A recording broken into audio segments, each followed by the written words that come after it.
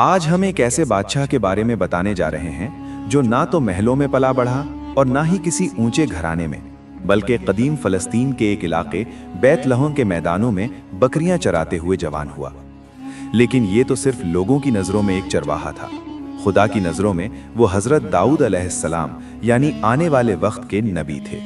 वो नबी जो बकरियां चराते हुए उम्र की इब्तिदाई से एक ऐसे हुनर की मशक कर रहा था जो बाद में उसकी बादशाही की बुनियाद बना।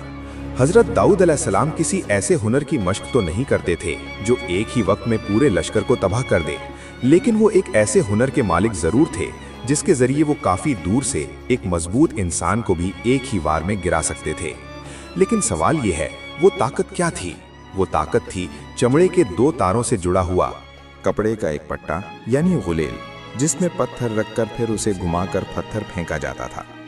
रिवायात के मुताबिक वक्त के साथ साथ वो अपने इस हुनर में इतने माहिर हो गए कि कम उम्री और जिस्मानी तौर पर थोड़ा कमज़ोर होने के बावजूद भी जब उनकी बकरियों पर कोई शेर या जंगली जानवर हमला करता तो वो अकेले ही अपने गुलेल के ज़रिए उसका खात्मा कर देते थे। इसी तरह वक्त गुजरा, हालात बदले और हज़रत दाऊद अलैहिस्सलाम जवानी की दहलीज तक पहुंच गए। इस वक्त तक हज़रत दाऊद अलैहिस्सलाम न बादशाह थे और न नबी थे। वो बनी इसराइल ही में से एक आम नौजवान थे जिनका शुमार आम लोगों में ही किया जाता था।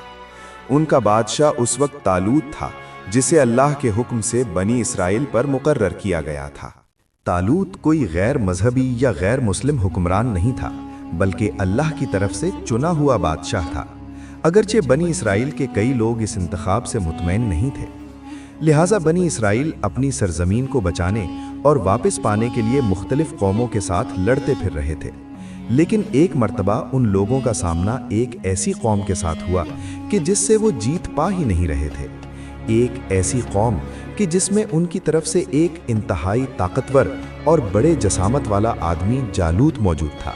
जालूत एक देव किस्म का शख्स था, जिसामत में गैर मामूली तौर पर बड़ा, मजबूत और जंगी साजो सामान से लैस था। वो रोज़ मैदान में निकलकर बनी इसराइल के लश्कर को ललकारता, लेकिन उसके मुकाबले में कोई आगे बढ़ने को तैयार नहीं होता था। खौफ ऐसा था कि पूरा लश्कर खामोश हो जाता। इत्तेफाक से एक दिन हज़रत दाऊद अलैहिस्सलाम भी वहाँ मौजूद थे। इसी वक्त हज़रत दाऊद अलैहिस्सलाम मैदान जंग में किसी लड़ाका की हैसियत से नहीं आए थे। रिवायात के मुताबिक वो अपने भाइयों के लिए खाना या उनके हालात मालूम करने के लिए लश्कर के पास आए थे। यानी वो किसी जंगी मंसूबे का हिस्सा नहीं थे, बस एक आम नौजवान की तरह अपना काम करने आए थे। लेकिन जब उन्होंने जालूत की ललकार सुनी और बनी इसराइल के लश्कर में फैला हुआ खौफ देखा तो उन्होंने पहली बार महसूस किया कि ये मामला सिर्फ जंग का नहीं बल्कि ईमान का है। जालूत की ललकार के जवाब में कोई ना उठा तो उस वक्त के बादशाह तालूत ने ऐलान किया कि जो शख्स इस दुश्मन का मुकाबला करेगा उसे इनाम दिया जाएगा और अपनी बेटी का रिश्ता भी उसी से कर देगा। लेकिन इस ऐलान के बावजूद भी लश्कर में खामोशी छाई रही, क्योंकि मुकाबला एक ऐसे शख्स से था जिसे सब नाकाबिले शिकस्त समझते थे। इसी खामोशी के बीच हज़रत दाऊद अलैहिस्सलाम, जो अभी तक बनी इसराइल के आम अफराद में शुमार होते थे, आगे बढ़े। न उनके पास भारी हथियार थे, न ज़िरहा और न ही जंगी तजर्बा, लेकिन उनके पास वो यकीन था जो किसी तरबियत या ताकत से नहीं आता। लिहाजा जब बादशाह तालूत की नज़र उस पर पड़ी तो इब्तिदा में उसने भी यही समझा कि ये काम उसके बस का नहीं, क्योंकि उसकी उम्र भी ऐसी नहीं थी कि किसी देव हैकल जंगजू के सामने खड़ा हो सके। लेकिन हज़रत दाऊद अलैहिस्सलाम ने यह कहकर दोबारा इसरार किया कि मेरा रब मेरी मदद करेगा और मुझे कामयाबी अता फरमाएगा। लिहाजा वो आगे बढ़ा और बादशाह तालूत ने उन्हें जंगी लिबास पहनाने की कोशिश की, लेकिन हज़रत दाऊद अलैहिस्सलाम ने वो लिबास उतार दिया। वो इसमें खुद को आज़ाद महसूस नहीं कर रहे थे। वो उसी हालत में मैदान में उतरे जिस हालत में वो हमेशा रहे थे, सादा, हल्के और पुर यकीन। जब जालूत ने इस कम उम्र नौजवान को देखा तो हकारत से हंस पड़ा। उसे ये यकीन ही नहीं आ रहा था कि बनी इसराइल ने उसके मुकाबले के लिए एक आम इंसान आगे किया है। उसने गुरूर के साथ अपनी ताकत, अपने हथियार और अपने तजुर्बे पर भरोसा किया, जबकि हज़रत दाऊद अलैहिस्सलाम ने सिर्फ अल्लाह पर भरोसा किया। हज़रत दाऊद अलैहिस्सलाम ने ज़मीन से एक पत्थर उठाया, उसे अपनी गलेल में रखा। इससे पहले कि जालूत अपनी तलवार चलाए, حضرت داؤد نے پوری توجہ کے ساتھ نشانہ باندھا اور پتھر پھینکا۔ یہ کوئی اچانک کیا گیا عمل نہیں تھا، بلکہ برسوں کی مشق کا نتیجہ تھا۔ ایک لمحہ، ایک گردش اور ایک ہی وار، وہ پتھر جالوت کے آنکھ پر لگا اور وہ شخص جسے ناقابل شکست سمجھا جاتا تھا زمین پر گر گیا اور بہت آسانی سے مارا گیا۔ جالوت کے مرتے ہی میدان جنگ کا منظر بدل گیا۔ جو لشکر خوف میں جکڑا ہوا تھا اس میں ہمت لوٹ آئی اور دشمن کی صفوں میں بھاگ دوڑ مچ گئی، اور بنی اسرائیل جو ابھی تک دفاع میں تھے اب تعاقب میں نکل آئے۔ یوں جالوت کا لشکر شکست کھا گیا اور میدان بنی اسرائیل کے قبضے میں آ گیا۔ یہی وہ جنگ تھی جس کے بعد حضرت داؤد علیہ السلام کی پہچان بنی، اور یہی وہ لمحہ تھا جس نے آنے والے وقت میں انہیں وہ مقام دلایا جس کے لیے اللہ نے انہیں چنا تھا، پہلے عزت، پھر بادشاہت اور بعد میں نبوت۔ لہٰذا بعد میں بادشاہ طالوت نے اپنا وعدہ پورا کیا۔ حضرت داؤد علیہ السلام کو دربار میں عزت دی گئی اور اپنی بیٹی کا رشتہ بھی ان سے طے کر دیا گیا۔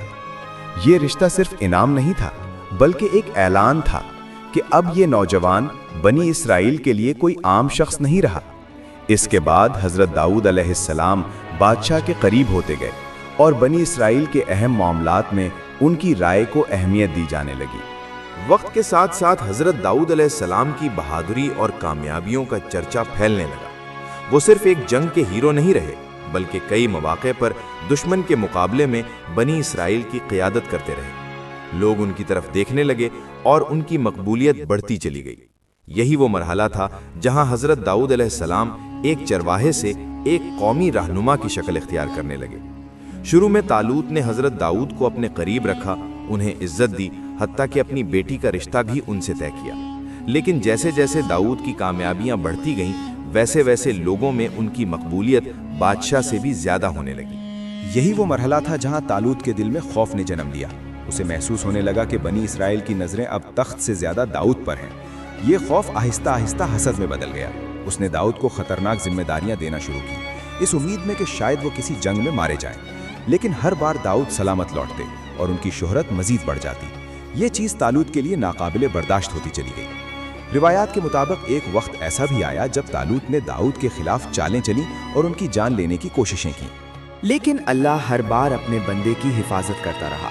حضرت داؤد نے نہ بغاوت کی، نہ تخت چھیننے کی کوشش کی، بلکہ صبر اور خاموشی کے ساتھ اللہ کے فیصلے کا انتظار کرتے رہے۔ آخرکار جب طالوت کا دور ختم ہوا اور وہ جنگ میں مارا گیا تو بنی اسرائیل خود حضرت داؤد علیہ السلام کی طرف متوجہ ہوئے۔ اسی مرحلے پر اللہ کا فیصلہ واضح ہوا۔ حضرت داؤد کو بنی اسرائیل کی بادشاہت عطا کی گئی، اور اسی کے ساتھ اللہ نے ان پر وحی نازل فرمائی اور انہیں نبوت سے سرفراز کیا۔ یوں ایک چرواہا جس نے کبھی اقتدار کا دعویٰ نہیں کیا تھا، اللہ کے حکم سے نبی بھی بنا اور بادشاہ بھی۔ حضرت داؤد علیہ السلام ایک عظیم بادشاہ ہونے کے باوجود اپنی روزی خود کماتے تھے۔ اللہ تعالیٰ نے ان کے ہاتھوں میں ایک خاص طاقت رکھ دی تھی کہ لوہا ان کے لیے نرم ہو جاتا تھا۔ وہ جس طرف لوہے کو موڑتے وہ اسی طرف پگھل کر جھک جاتا۔ حضرت داؤد علیہ السلام اسی نعمت سے فائدہ اٹھاتے، اپنے ہاتھوں سے زرہیں تیار کرتے اور انہیں فروخت کر کے حلال رزق کماتے تھے۔ اسی طرح حضرت داؤد علیہ السلام کے گھر میں عبادت کا ایک باقاعدہ نظام اور ٹائم ٹیبل ہوتا تھا۔